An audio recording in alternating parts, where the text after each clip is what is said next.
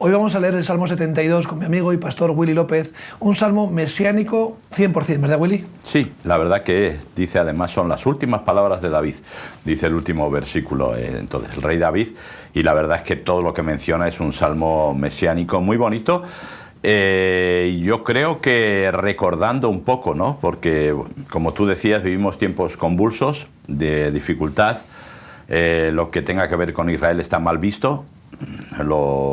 Da igual lo que hagan, creo que hasta incluso España no ha ganado el torneo de naciones de hípica y creo que ha sido culpa de Israel. ¿Ah, sí? Sí, sí, seguramente. Entonces quiero decir que todo lo que tiene que ver, y creo que es muy bonito recordar que el Mesías nació en Israel para nosotros, ¿vale? Y que, bueno, para los judíos sí o sí vendrá. O sea, tanto para nosotros como para los judíos vendrá, y vendrá Israel. Entonces todo el mundo lo verá, y creo que es algo muy interesante. Este Salmo 72, sobre todo, vamos a ver el famoso tema del milenio, ¿no?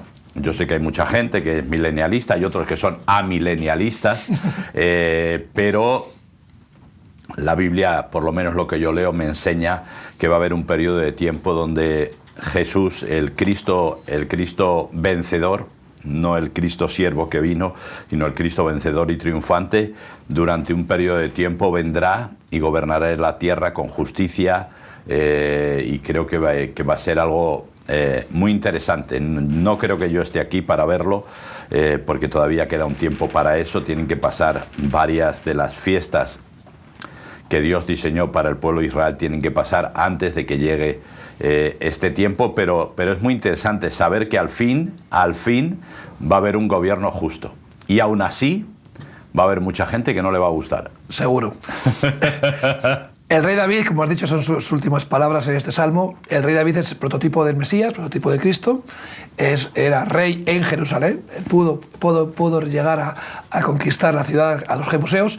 Pero si rebobinamos la historia, vamos al Génesis, vemos que Abraham ofrece diezmos y ofrendas al rey de Salem, que en aquella época era como se conocía a Jerusalén, ciudad de paz, príncipe de paz, lo describe la palabra de Dios, es Melquisedec. Pablo hace referencia al sacerdocio según el orden de Melquisedec, alguien que no tenía ascendencia, que no tenía... O sea, vemos cómo está unido, ¿no? David, rey en Jerusalén. Jerusalén es la ciudad de paz, curiosamente ahora mismo no es otra cosa más que una ciudad de discordia. Pero así como David, que es prototipo de Cristo, David era un hombre que, como hemos dicho aquí muchas veces, fallaba, pecó, cometió grandísimos errores. Lo que pasa es que Dios se fijó en él y mostró su gracia con él, y además su corazón era conforme a Dios, ¿no? Pero siempre vemos el prototipo del rey que va a reinar en justicia, como tú has dicho, será el único rey justo en la historia de la humanidad, porque no lo ha habido nunca. No. Si analizamos toda la historia de los reyes de Israel, solo los de Israel, no los de las demás sociedades, ha habido reyes que tuvieron periodos justos e hicieron lo bueno delante del Señor, pero normalmente al final algunos lo estropeaban. Así es. Durante toda su vida, así que quitaron los altares, no sé qué, no sé cuándo, pero en los últimos días se despistó, se relajó y la lió parda, ¿no? Así es. Así que, pero es muy interesante saber que vamos abocados a tener un reino justo que no es de este mundo. Así es. Como tú decías, había dos tipos de sacerdocio.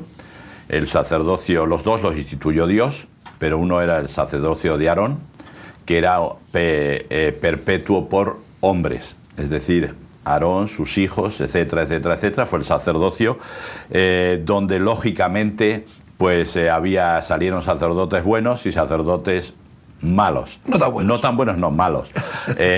Y luego estaba el orden de Melquisedec, sí, ¿no? Entonces, quiero decir, se menciona la ciudad de Salem, y este es un orden que no se perpetúa en lo humano, ¿no? Sino que va mucho más allá, y lógicamente tiene que ver con el orden mesiánico.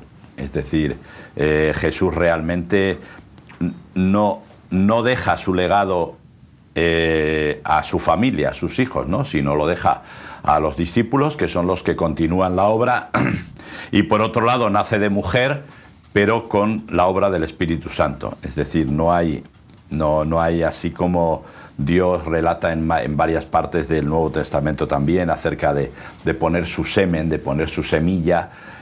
Aquí José no puso su semilla, la semilla la puso el Espíritu Santo. Entonces es un sacerdocio totalmente diferente. El sacerdocio arónico, pues lógicamente falla, y ahí tenemos a muchos casos de los sacerdotes.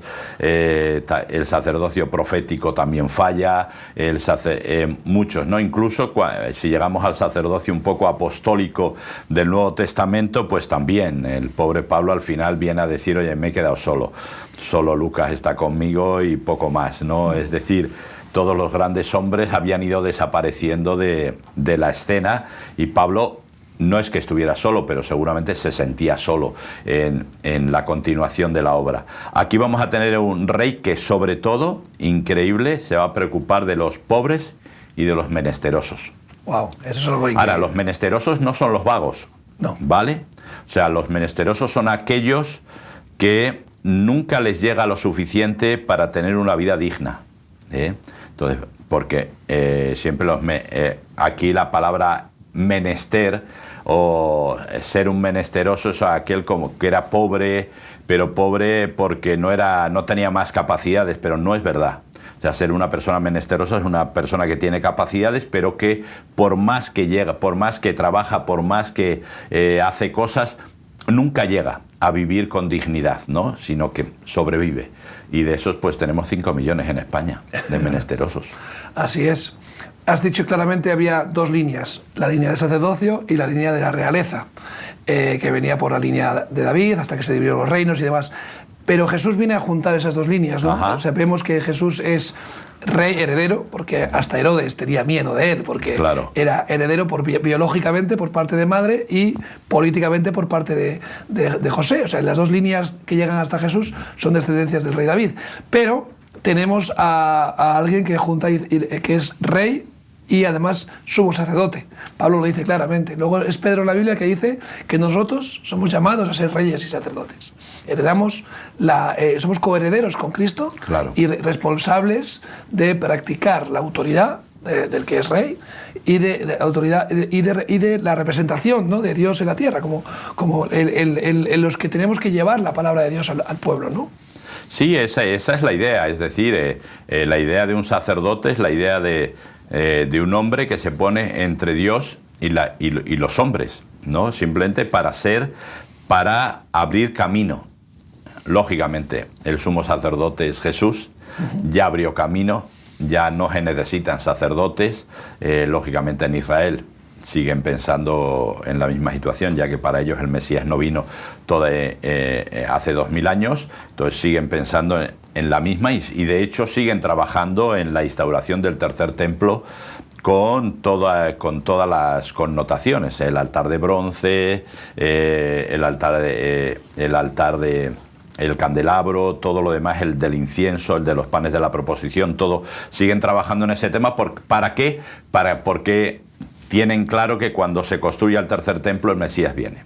Y ya ahí viene de verdad, ¿no? Entonces, pero para nosotros, lógicamente, ya vino y ya abrió el camino. Es decir, entonces, desde que Cristo muere en la cruz del Calvario y resucita, nosotros tenemos acceso abierto, libre, solamente con una condición: que reconozcamos que nos hemos equivocado y nos arrepintamos de nuestros pecados.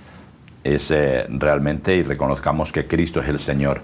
Es la única condición. No necesitamos hacer obras, no necesitamos hacer un montón de cosas, sino simplemente reconocer eso es como un paso legal, ¿no? Y recuerda que el sacerdote no podía entrar en la presencia de Dios de manera impura.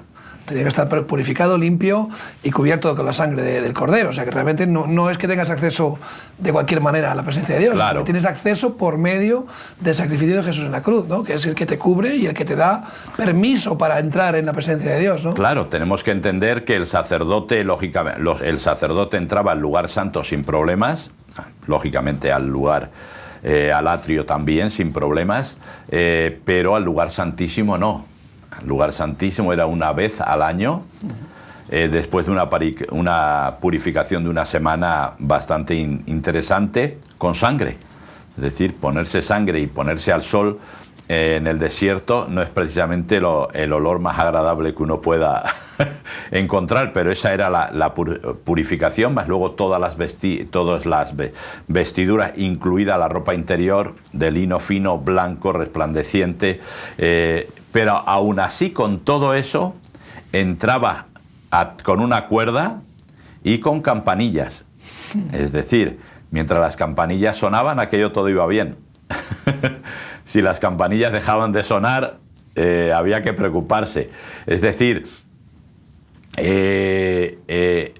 aquel tiempo era la forma en que el sacerdote se exponía delante de la presencia de Dios a favor del pueblo. Entonces, lo tenía que hacer una vez al año y Jesús lo hizo una sola vez en la cruz del Calvario.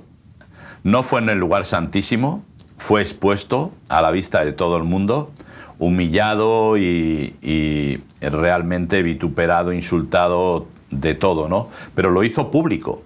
La gente dice, bueno, ¿por qué? Porque tenía que ser público. Tenía que ser público, la gente tenía que saber que allí moría el Cordero del mundo, el Redentor del mundo. Y Jesús lo hizo de esta manera y a partir de ahí las cosas que se ven es, se rompe el velo del templo, desde arriba hacia abajo, no al revés. Es decir, Dios rompe y dice aquí, y a partir de ahí tenemos el acceso. Y esto es muy importante porque no sabemos el privilegio que tenemos. El pueblo lo veía desde lejos. Y es más, lo mismo que cuando Moisés sube al Sinaí, el pueblo tiembla de miedo. No, ve tú, ¿por qué?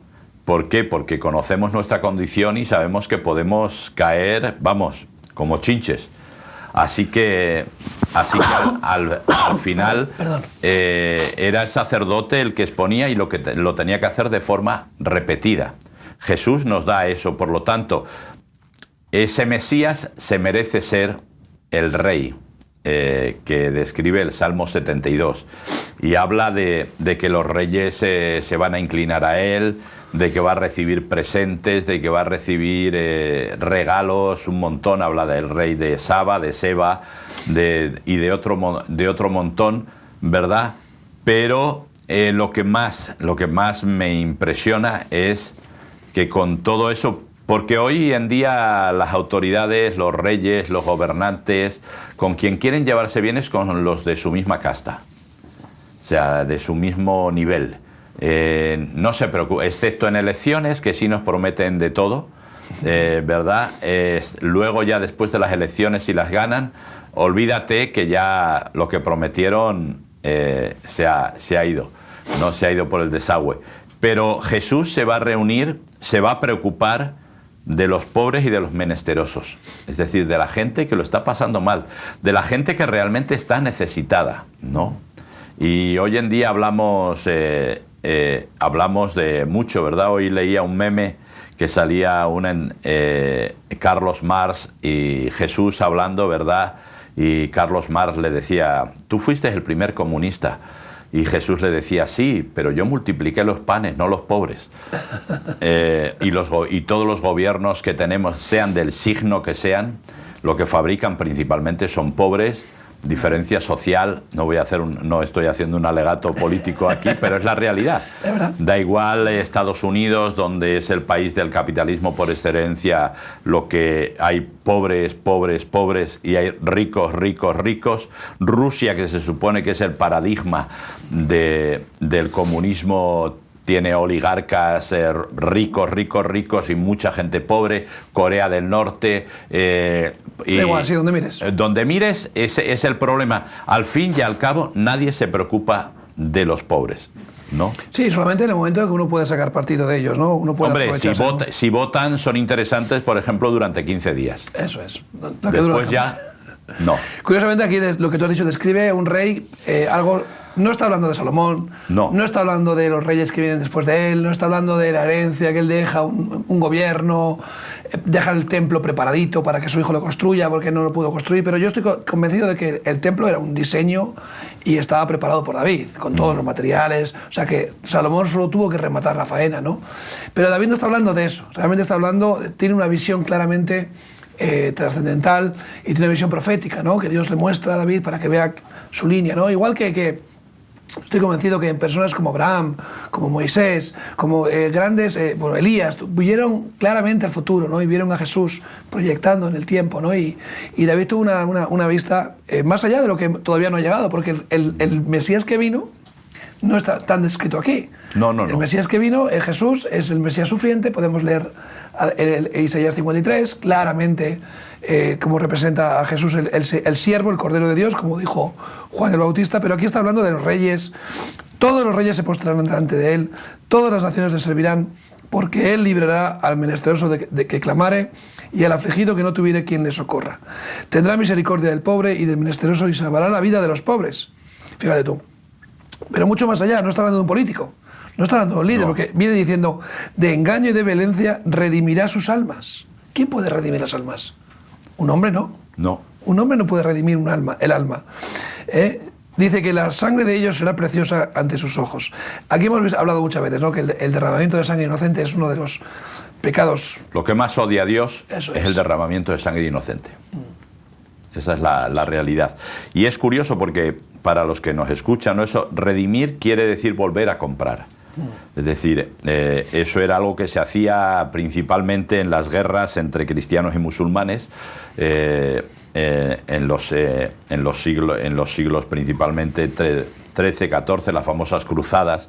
Entonces cada uno cogía prisioneros y si los prisioneros eran importantes, entonces se reunía una cantidad de dinero, se viajaba al lugar y se les redimía, es decir, se pagaba por ellos, por su libertad, ¿no? Entonces esto era algo bastante común. Si eras pobre, pues te morías en el lugar donde estabas y nadie iba a pagar, nadie iba a volver. Pero Jesús dice, redimirá sus almas, es decir, las volverá a comprar. ¿Por qué? Porque la sociedad no se da cuenta, pero los pobres sufren y los pobres se cansan de ser pobres. Es decir, y más cuando vemos la televisión y de repente aparecen coches, joyas, perfumes, casas, noticias, la lista Forbes. Entonces los pobres se cansan de ser pobres y eso envenena sus almas. Por eso dice que tiene que volver a comprar, tiene que redimir sus almas. ¿Por qué? Porque sus almas están contaminadas, sus almas están quebradas, están rotas, están humilladas, porque ven que no hay salida. O sea, a mí no me pasa, pero me ha pasado en su tiempo, pero ahora no me pasa, pero no me imagino a un padre o una madre que se levanta por la mañana, abre el frigorífico, no hay nada. Sus hijos, si tienen la suerte de pertenecer al proyecto Educa, pues van a desayunar y comer en el colegio, pero en verano no sabe qué va a hacer. Y eso es un día, y otro día, y otro día, y al final el pobre se cansa. Pero a los ricos nos da igual, los que vivimos bien parece que nos da igual que la gente se canse de este tipo de cosas. Por eso aquí dice que cuando venga el rey, cuando venga el Mesías, una de las cosas que va a hacer es volver a comprar sus almas. ¿Y con qué se compra un alma, Willy? Porque claro, ¿con qué se compra un alma? Porque claro, hemos visto que desde el principio, ¿no? sin derramamiento de sangre no hay remisión de pecado, o sea, no se puede pagar el pecado. Se habla, y a veces contamos esa especie de parábola, ¿no? De un preso que alguien pagó su culpa, ¿no? y se puso en su lugar. Ya. Alguien tiene que pagar los platos rotos, claro. ¿No? Y al final, por ejemplo, lo que estamos haciendo ahora mismo con la deuda externa, deuda, alguien va a tener que pagar más del 1,3 del PIB en deuda que tenemos pues solo en España, ¿no? Claro. Que Japón tiene el 2,30 o el 2,40, nadie sabe. Japón como no está en quiebra, ¿no? Estados Unidos también tiene una deuda externa y todo. ¿Quién va a pagar esa deuda? Porque alguien la tiene que pagar. Claro. ¿No? Alguien va a tener que redimir. Alguien va a tener que redimir. Entonces, lógicamente el Mesías ya pagó con su sangre esa deuda. Eso ya está delante de la autoridad, delante de Dios. Eso delante de la autoridad está pagado, que es importante, ¿verdad? Porque lógicamente los países tienen deuda externa porque alguien les ha prestado el dinero. Por lo tanto, tienen acreedores que tal vez en su día quieran cobrarla y el tema se complica porque hablamos de muchos millones. Ese acreedor que era Dios, que pedía justicia por lo que el hombre hacía. Cuando digo el hombre, hablo del hombre y la mujer. Eso está pagado ya. Pero el Mesías lo que va a traer es un gobierno justo y lo va a pagar en esperanza. Creo que hoy en día una de las cosas que más necesita la gente pobre, la gente más menesterosa, la gente que está pasándolo mal, necesita esperanza. Esperanza. Y a veces cuando yo veo y la gente llega a los lugares donde se hace el reparto de alimentos, por ejemplo, a la gente le cambia la cara. Le cambia la cara. ¿Por qué? Porque esos alimentos le dan esperanza. Por un tiempo, pero le dan esperanza. Y hasta entonces, o cuando alguien de repente viene... Hay muchos vídeos en TikTok, que a mi mujer le encanta verlos, ¿verdad? Especialmente en Estados Unidos, de gente que va por la calle a hablar con indigentes y de repente les dice, bueno, mira, quiero darte $500 para que rehagas tu vida. Y luego, 1 año o 2 años después, vuelve al mismo sitio a ver si los encuentra, y en muchos casos los encuentra, ya no son indigentes, ya trabajan, de repente tienen esperanza. Y yo creo que el mundo en general necesita esperanza, pero hay gente que necesita esperanza de forma acuciante, de forma decir, si no tengo esperanza no sé qué voy a hacer, ¿no? Y la sociedad no está dando esperanza. Es decir, la gente que vive bien lo que hace es que tiene distracción.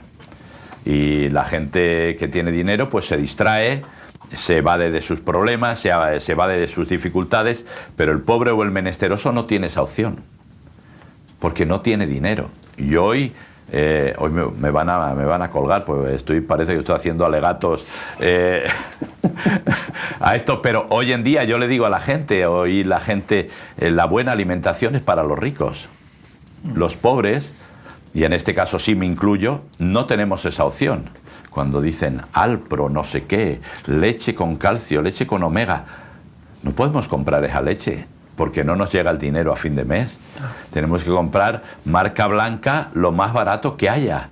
Carne, qué rico el solomillo, no sé qué, el solomillo, ay madre, el solomillo, ¿qué es eso? Entonces carne de aguja con más nervio que todo, porque es para lo que te llega. Fruta ecológica, verdura ecológica. Pero ¿quién puede pagar eso? Solo los ricos. Los pobres tenemos que comprar lo que haya, y si está un poco golpeada y si tiene una mala, es fea a la vista, pero es más barata. Es decir, los ricos comen bueno y nosotros comemos barato. Entonces, quiero decir, es la realidad de la sociedad donde vivimos. Está muy relacionada las enfermedades. Claro, luego, claro, ahí... cardiovasculares, relacionadas con la obesidad. Claro. Está muy relacionada con la renta per cápita. Y además, porque al final la comida basura es más barata, la comida claro.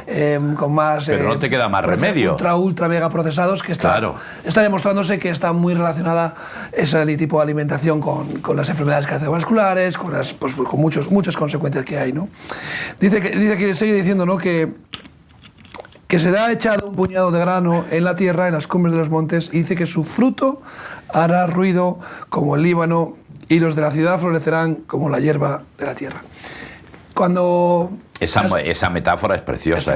Para uno de campo es preciosa. Pero es que va relacionado. O sea, claro. Dice, ¿por qué hay sequía? Pues muchas veces hay sequía porque son ciclos, pero la mayor parte de las veces que hay sequía espiritual está relacionada con la sequía física. Claro. Y el plano natural está relacionado con el plano espiritual.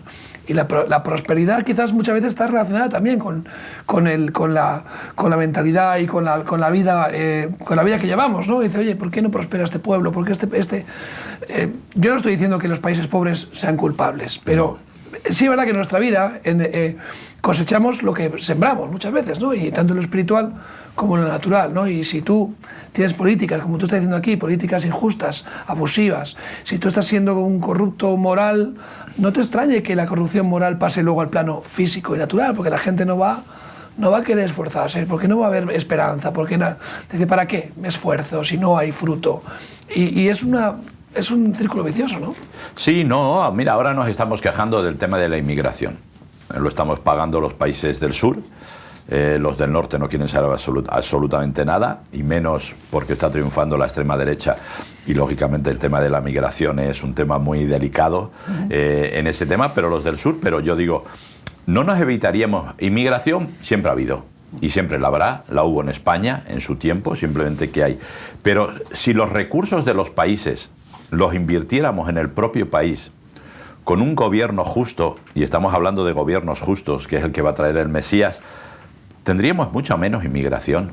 El Congo es un país súper rico, pero claro, parece que a alguien le interesa que haya señores de la guerra, a los cuales les arman, para que el coltán y un montón de minerales que ellos tienen no se queden allí. Por lo tanto, ¿qué hace la gente? La gente huye de la guerra, huye de Mali, huye del Senegal, huye de las guerras, porque yo haría lo mismo. ¿Cómo me voy a quedar en un lugar donde no solamente no tengo futuro, sino me pueden matar, dependiendo de la etnia que sea?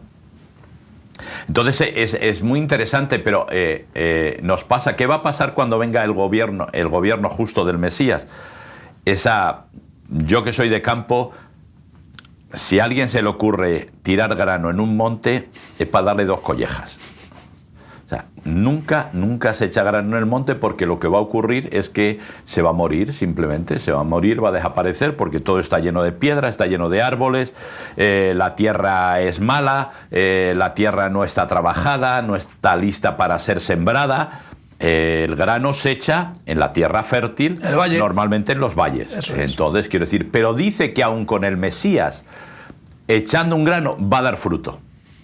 O sea, ¿hasta qué punto va a cambiar todo el ambiente, y en este caso el ambiente físico, pero también el ambiente espiritual?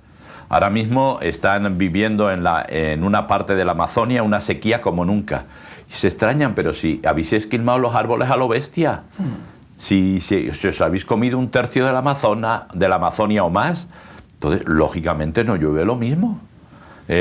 Aquí en España, digo, pues pasa lo mismo. Digo, si estamos comiéndonos los árboles, que son los que atraen la lluvia, pues al final tenemos sequía. Lógicamente, si resulta que lo que mueve este país es el turismo, y el turismo ha tenido agua toda la que ha querido, y las piscinas llenas y todo, entonces, quiero decir, de algún sitio ha salido, de algún pantano ha salido, pero resulta que ha salido de los pantanos que están en peor situación, pero han tenido agua. Entonces, quiero decir, un poco sin darnos cuenta, lo que tú decías, recogemos lo que sembramos. Así es. Es decir, recogemos lo que sembramos. Y aún nos queda, si seguimos en la misma situación y seguimos siendo tan cazurros, todavía recogeremos más. Y nos tenemos que dar cuenta que hay algo que tiene que cambiar. Y tenemos que aprender. El Mesías vendrá en su tiempo, pero mientras tenemos que aprender a tener gobiernos justos. Y como tú dices muchas veces, no vamos a echarle toda la culpa al gobierno. No, nosotros tenemos que ser justos. Claro. Fíjate, el otro día en el pueblo, un chico del pueblo, que lo conozco de toda la vida, se encontró la cartera de una mujer con toda la documentación, papeles súper importantes, un montón de dinero, y la buscó, la llamó para dárselo. Es decir, eso es el ser justo en el día a día nuestro. Es decir, porque le podía haber devuelto la cartera y los papeles, pero el dinero no estaba en la cartera ya. Es decir, porque el chico tampoco es una persona multimillonaria. Es decir, pero no, como la encontró, se lo devolvió. Es decir, hay gente, ahora por desgracia, ¿qué ocurre? Esos casos de gente que devuelve un sobre con dinero y todo salen en el telediario. Porque son excepcionales. ¿Por qué? Porque son excepcionales, no son los normales. Entonces, no estamos siendo justos. Yo siempre me quejo de que nosotros nos quejamos de los gobiernos, de los políticos, que si corrupción, que si esto, lo que sea, ya, pero luego tú en la declaración de la renta metes tickets que no te corresponden, o intentas bajar los impuestos, o intentas defraudar a Hacienda en 100, 200, bueno, y te quejas de aquel que puede llegar a defraudar a Hacienda 100.000, 200.000 o 1.000.000. Al final, la cantidad, ¿qué es? ¿Es importante la cantidad o es importante que te pillen? O sea, ¿dónde está el punto? Si yo puedo evadir 1.000.000 y tú puedes evadir 100.000, ¿dónde está el problema? ¿En el corazón? ¿En la cantidad? Jesús lo dijo claro, dice, ya no vale con que te acuestes con otra persona, solo con que la desees, ¿no? Con que lo mires, ya el pecado está en tu corazón, ¿no? Y dice, oye, pero si no ha hecho nada, no ha hecho nada, pero lo ha deseado. Entonces el Señor viene a trabajar en nosotros hasta la profundidad, ¿no? Hasta la intención, como hemos dicho muchas veces aquí. El claro ejemplo que tú has dicho, lo que te venga a la mano de hacer, hazlo. Claro. Si tienes la posibilidad de ayudar, ayuda. Si tienes la posibilidad de ser justo en un poquito, sé justo en un poquito. Y no mires tanto lo que hacen los demás, ¿no? Porque al final tú eres tú con el Señor y tú tienes que darle cuentas a Dios de lo que has tenido en tus manos. ¿Has tenido poco? Pues poco. ¿Has tenido mucho? Pues más vas a tener que dar cuentas a Dios de lo que has tenido en tus manos. Y aquel que ha tenido en sus manos mucho, tendrá que dar cuentas de mucho. Claro. Y cuidado, porque se le va a demandar mucho también. Hombre, claro. Dice que el que sabe hacer lo bueno y no lo hace, le es pecado. Eso es. Es decir, porque todo el mundo pensamos que pecado tiene que ver con hacer lo malo. No, el que sabe hacer lo bueno y no lo hace, le es pecado. Y esto es algo que nosotros tenemos que aprender. Yo, lógicamente, para la gente que nos ve, que nos escucha, los políticos, la gente que está en el gobierno, tiene más responsabilidad que nosotros. ¿Por qué? Claro. Porque ellos, por propia voluntad, se han presentado a hacer un trabajo del cual cobran y por lo tanto tienen mayor responsabilidad. Eso es. Pero eso no te exime a ti de la tuya. Eso es. Eso no te exime. Es decir, no, mira, no. Pedro, ¿qué pasa? Que a mí me das una profecía de que con esta muerte te voy a esto. ¿Y Juan qué? Mira, Pedro, si quieres si yo quiero que quede hasta que yo venga, ¿qué te importa a ti? ¿A ti qué te importa? Tú dedícate a lo tuyo, ¿no? Claro. Pues es la misma situación, ¿no? Es decir, eso no te exime de hacer lo que tienes que hacer. Y cuando la gente empecemos a ser justos, la sociedad será más justa. Eso sí. ¿Por qué? Porque no podemos esperar que un sistema que ya es corrupto traiga algo bueno. No lo va a traer. Es decir, habría que cambiar el sistema y eso no va a cambiar. Es decir, interesa que haya pobres para que los ricos puedan vivir mejor y esto funciona así, es el sistema.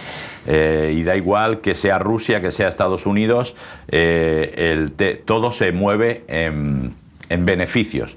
Por eso cuando dicen, este es el día de las enfermedades raras, yo siempre digo, no, perdona, es el día de las enfermedades no rentables, porque todo se mueve en cuestiones de rentabilidad. Pero si nosotros empezamos a movernos en cuestiones de altruismo, es decir, lo hacemos porque amamos al Señor y punto. Ya está. Que somos unos pardillos, que somos tontos, pues bueno, lo somos, pero es que esa es la única forma de hacer las cosas. Jesús cuando Pilatos le dice, ¿qué dices? ¿Qué me dices? Dice, mira, mi reino no es de este mundo. Si fuera de este mundo, no te preocupes. Yo pediría a mis seguidores, y si no, le pediría al Padre que mandara una legión de ángeles y ya está, y ya el chiste de los ángeles y todo ya lo he hecho muchas veces, no lo voy a hacer más, ¿verdad? Pero tengo gente que me defienda si yo quisiera. Pero dice que, Isaías dice, ¿verdad?, que como cordero fue llevado al matadero y no abrió su boca. Yo creo que esto es una cosa súper importante.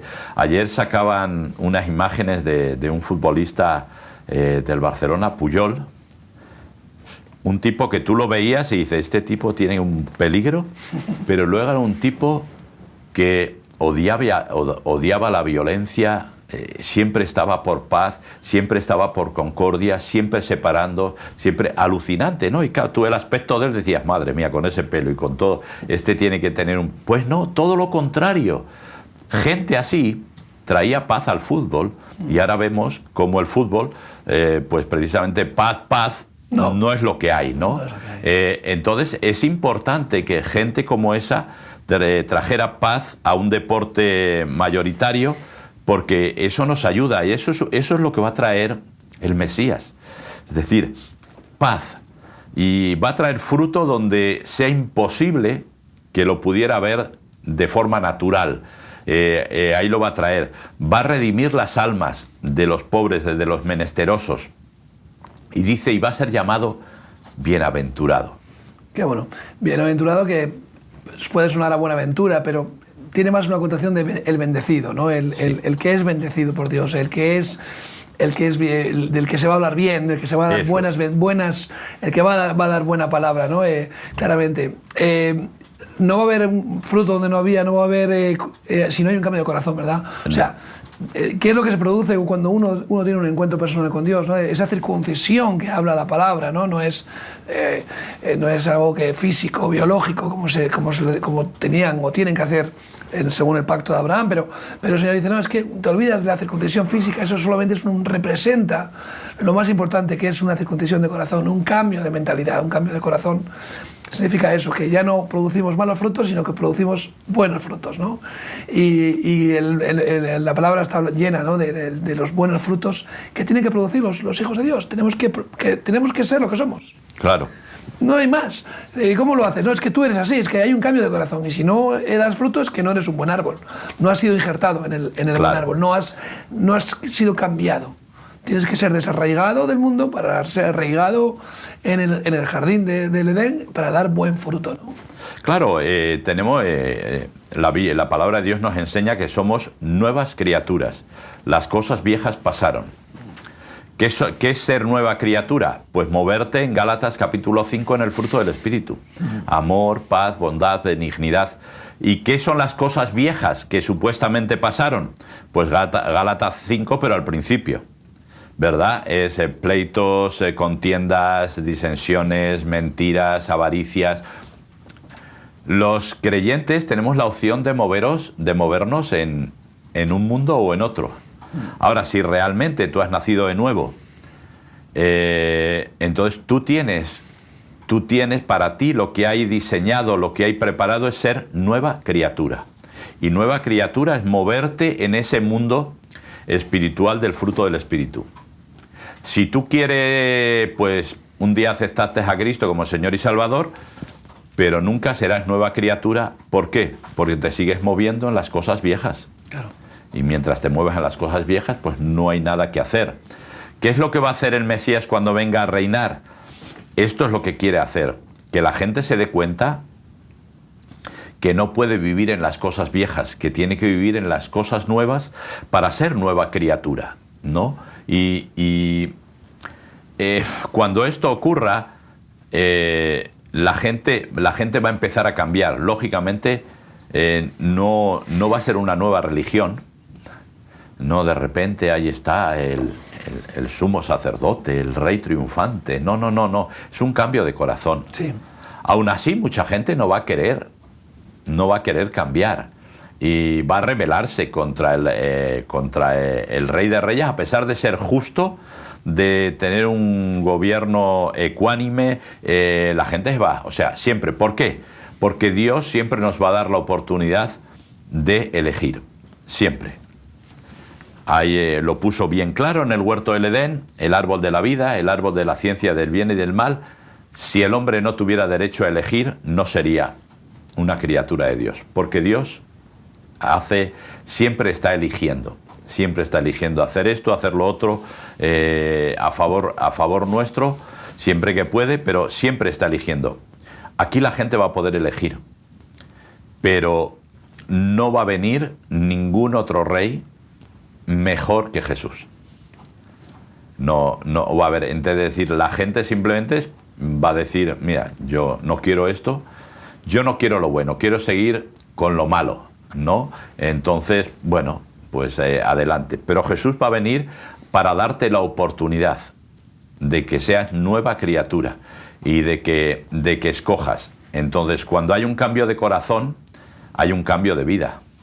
¿Cuál es el gran problema de la religión? Que quiere que haya un cambio de vida sin cambio de corazón. Así es. Entonces, al final, lo único que haces es una serie de ritos, una serie de liturgias que te dan la apariencia de santidad, pero no lo eres. Entonces, cuando hay un cambio de corazón, cuando Dios te aparta para Él, comienzas a ser santo, y en el momento que comienzas a ser santo hay un cambio de vida. Eso es un proceso. Lógicamente no estamos hablando de que tú cambias de un día para otro, es un proceso en el cual pues a veces te vas a caer, a veces vas a tropezar, a veces vas a meter la pata, a veces vas a hacer las cosas bien, a veces todo va a ir genial, pero es un proceso donde pero tú vas a notar que eres nueva criatura. Y yo decía en la iglesia el otro día, ¿cómo lo notas? Pues mira, te coges Gálatas capítulo 5, el fruto del Espíritu, y te vas haciendo un examen a ti mismo. ¿Cómo voy en amor? ¿Cómo voy en bondad? ¿Cómo voy en benignidad? como hace 10 años, como hace 15 años, como antes de conocer al Señor, pues lo siento, pero tienes que ponerte las pilas porque hay algo que no funciona. Así es. Será su nombre para siempre, dice. Se perpetuará su nombre mientras dure el sol, fíjate. Benditas están en él, todas las naciones lo llamarán bienaventurado. Claramente está hablando del Mesías, no está hablando de un rey humano. Y luego dice, bendito el Señor Dios, el Dios de Israel, el único que hace maravillas. Bendito su nombre glorioso y para siempre. Y toda la tierra sea llena de su gloria. Amén y amén. Y como tú dijiste antes, aquí terminan las oraciones de David, hijo de Isaí. Dice, será su nombre para siempre, y luego dice, bendito sea el nombre de Dios, ¿no? Bendito de Dios, Yahvé Dios. Claramente, aquí podemos hablar, y largo entendido, que eso quizás sea para otro programa, está hablando de la divinidad de Jesús, ¿no? De que un Mesías cualquiera, un hombre, un simple hombre, no iba a poder hacer todas estas cosas. No está en la mano de un ser humano cualquiera, por muy bueno, por muy Mesías en minúsculas que sea, de llevar a cabo esta profecía, ¿no? de esta serie de milagros, de establecer un orden por el milenio, de establecer un reino duradero, con paz. O sea, el único que puede ser es el mismo Dios, ¿no? Y que pueda decir, he enviado a mi Hijo, en el cual tengo toda complacencia, para que se encargue, para que sea el Rey de Reyes, ¿no? Sí, la realidad es que la gente tiene que entender, o sea, quiero decir, aquí hemos tenido gente a las que se les considera buenos, como Mandela, Gandhi, Luther King, se les considera buenos, pero nunca podrían haber hecho. ¿Por qué? Porque lo primero que había era un problema de jurisprudencia. Había un problema en que Dios nunca derramó sangre y solamente tuvo que derramar sangre de animales por el pecado de Adán y Eva. Y ahí se creó una situación de que había que pagar, y había que pagar con sangre el pecado. Por eso Dios tiene que instituir el sacrificio con sangre, pero no lo hizo Él, lo tuvo que hacer por el pecado de Adán y Eva. Por lo tanto, Adán, el primer Adán, es figura de Jesucristo. Es decir, fue creado limpio, perfecto, todo. No era eterno, ¿verdad? Pero fue creado así. Por lo tanto, quien le sustituyera para retomar otra vez tenía que ser perfecto hombre, como lo fue Adán, y perfecto Dios, para que pudiera pagar las exigencias que Dios ponía. Por lo tanto, ¿quién cumplía esos requisitos? Solamente Jesús. Entonces, cuando Él muere en la cruz del Calvario, derramando su sangre por última vez, Él lo hace perfecto hombre y perfecto Dios. Por lo tanto, Dios tiene que decir, acepto esto porque así es como debiera ser. A partir de ahí, todo se abre un nuevo camino. Y eso es la parte que ningún hombre podría haber hecho nunca. Después, cuando Cristo estuvo en la tierra, lo que desarrolló fue un ministerio de justicia. Fue un ministerio donde se juntaba con publicanos, con prostitutas, con todo, y se juntaba con fariseos. Él se juntaba con todo el mundo, no tenía ningún problema. ¿Por qué? Porque tenía que predicar el evangelio a las ovejas perdidas de Israel. Es decir, un hombre que solo hizo el bien. Lo más agresivo que hizo fue coger un azote de cuerdas, los azotes de cuerdas no eran para golpear a la gente, era para espantar principalmente a las moscas en el mercado y todo. Es decir, lo otro eran látigos. Y sí, ahí sí había bastante variedad para hacer daño. El azote de cuerdas no era así. Eso es lo más violento que hizo, y volcar un par de mesas. Nada más. Es decir, pero todo lo demás fue un hombre que hizo bienes. Y posteriormente, cuando venga en el milenio, va a venir para lo mismo, para hacer bienes. Por lo tanto, nadie, porque no creo que Gandhi, no creo que Mandela, no creo que Luther King vuelvan a aparecer otra vez, por más buenos que sean, ¿verdad? Pero Jesús iba a volver otra vez. El Mesías iba a volver otra vez a reinar con justicia y a terminar la obra. Ahora mismo está intercediendo por nosotros a la diestra del Padre, es decir, está haciendo la labor de sacerdote, y en el milenio vendrá a hacer la labor de rey. la labor del rey por un tiempo, hasta que el sol y la luna desaparezcan, porque habrá cielos nuevos y tierra nueva. No habrá sol, porque la luz de Dios resplandecerá y hará las luces de sol, y lógicamente no habrá luna. Así que el salmista lo tenía claro. Lo tenía muy claro. Igual que Juan el Bautista, cuando ve a Jesús, dice: este es el Cordero de Dios que quita el pecado del mundo. Si vemos todo el proceso sacerdotal hasta Jesús, los sacrificios que se ofrecían no era para quitar el pecado, era para cubrirlo. Eso es. Igual que el Señor cubrió las vergüenzas de Adán con una piel de animal, de cordero, entendemos, Él está cubriendo las vergüenzas del pecado. Y el sumo sacerdote pedía una prórroga: danos un año más, Señor, danos un año más, hasta que llegue el Mesías. Y el Mesías es el Cordero de Dios que dice que quita. La palabra dice que serán borrados del libro de los hechos de los hombres nuestros pecados, nuestras vergüenzas. Son quitados, son borrados, porque Jesús pagó por ellas, como hemos dicho aquí en esta tertulia de hoy. La sangre de Jesús no es una sangre de un animal cualquiera, es perfecta, es la única manera de quitar el pecado del mundo. Entonces hay que entender eso, que Jesús no es un hombre cualquiera, que no es un Mesías cualquiera, que no es un simple profeta, como dice el Islam, o no es un hombre, un traidor, como dicen algunos sectores de los judíos ortodoxos, un judío que se hizo cristiano y que luego, por causa de Jesús, le persiguieron al pueblo de Dios. No. Jesús es el Mesías, es el Cordero que quita el pecado del mundo, de aquel del que hablaron todos los profetas, en este caso del que habló el rey David con una claridad impresionante, con una visión perfecta del reino mesiánico, ¿no? De Jesús, que iba a ser su descendiente por la parte natural. Sí, no, la verdad es que es alucinante la revelación que tiene David. 1000 años de diferencia, ¿eh? Sí, que estamos hablando, por eso dice la palabra que su corazón era conforme al corazón de Dios, a pesar de que fue un asesino, de que fue un mentiroso, que hizo de todo, pero su corazón era, y al tener ese corazón conforme al corazón de Dios, es que Dios le revelaba. Sí. Y ahí le reveló y quiso dejar lógicamente los salmos no están colocados por orden cronológico, sino simplemente estaban colocados un poco de cómo se usaban en el templo, porque la mayoría de la gente sabe, ¿no?, que los salmos se usaban en los cultos, en los tiempos de culto a Dios, por los cantores y todo lo demás.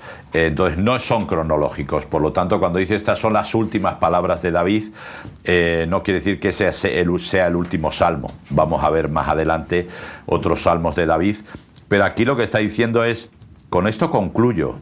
O sea, con esto concluyo, porque sé que con esto estoy diciendo que perpetúo mi reinado. O sea, perpetúo no mi reinado, sino mi línea, ¿no? Y ahí va a venir Jesús, descendiente de David, ¿verdad? Y ahí va a continuar el legado de David, es decir, yo voy a morir, no voy a volver de momento, ¿verdad? Pero va a venir alguien que va a continuar mi legado, y ese va a ser Jesús, ese va a ser el Mesías, ¿no? Y el pueblo judío todavía está esperando, y lógicamente para ellos el Mesías va a venir del linaje de David. Lógicamente en eso están igual que nosotros, para que nosotros creemos que pasó ya hace 2000 años, más de 2000 años. Entonces es importante que tengamos claro que quién es Jesús, o sea, todo lo que hizo, ¿ya? Porque lo que va a hacer, algunos lo veremos y otros no lo veremos. Pero lo que hizo sí lo podemos disfrutar ahora en este tiempo, ¿no? Y es el darnos vía libre, acceso gratuito a la presencia del Padre, a la presencia de Dios. Y esto yo creo que no lo tenemos que dejar de perder de vista, y por eso yo le digo a la gente, tenemos que seguir diciendo lo que vivimos.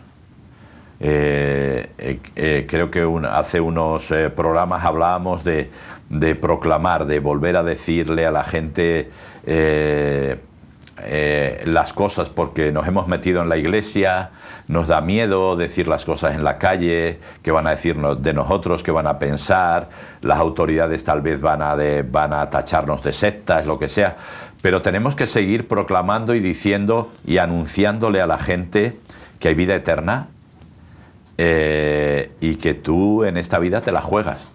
Es decir, como decíamos, es decir, que no hay vida eterna, pues bueno, todos hemos vivido felices y ya está. Que hay vida eterna y yo he acertado, tú tienes un problema, y un problema serio.